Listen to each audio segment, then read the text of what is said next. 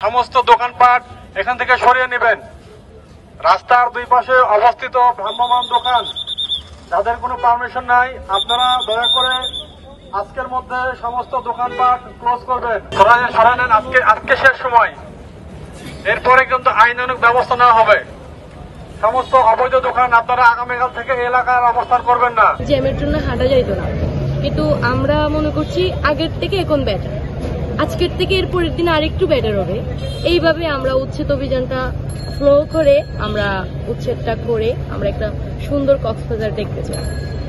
আজকে আমাদের সাথে সেনাবাহিনী আসছে, সহযোগিতা পুলিশ জসিম স্যারের নেতৃত্বে পুলিশ টিম আসছে, তো আমাদের ছাত্র প্রতিনিধিরাও ধরে আসছে।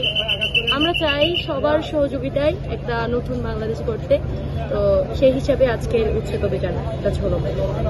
আমরা এই এলাকাটায় যে ঝুঁকি দোকানগুলো আছে, অবৈধ পার্কিং আছে, আজকে আমরা সরিয়ে দিয়েছি এবং সতর্ক করেছি। বাংলাদেশ সেনাবাহিনী যারা আসছেন তারাও সতর্ক করেছেন এটা যেন বজায় থাকে।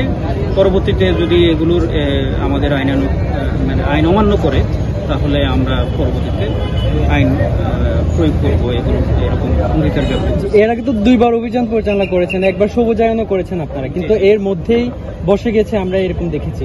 তো এগুলোর বিরুদ্ধে কিরকম ব্যবস্থা নেবেন? ধন্যবাদ। আমরা এই যে আপনি যেটা বলছেন, আমরা উচ্ছেদ করে যাওয়ার পরও আবার চলে আসছে, এই জন্য আমরা এটা যেন বজায় থাকে, এই জন্য এই ফলো আপ আমরা রাখবো।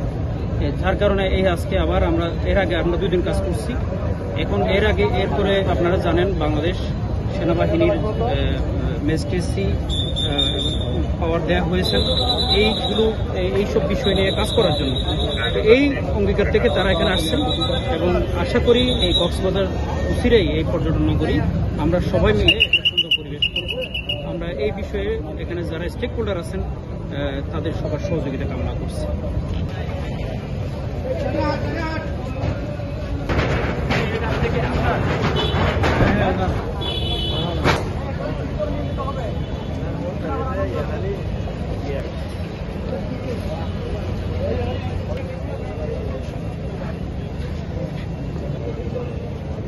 ভাই